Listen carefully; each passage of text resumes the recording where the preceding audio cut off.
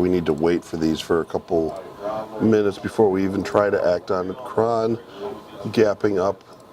We're going to stay away from that. Under Armour's already on our, as it continues above the 23 mark, which is great.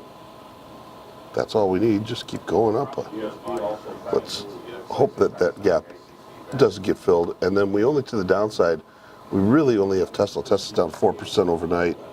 I did not see specifically, the trading tool on the board. Where are we looking here in ON? 2180 is our last price.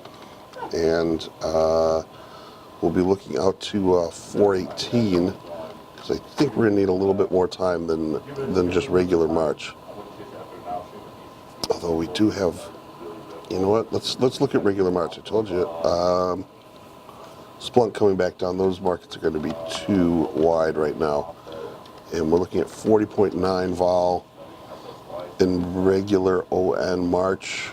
And that is going to target to the upside 23.5. We only have even strikes.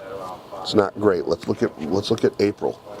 418 is April date. And that implied vol is 38.7.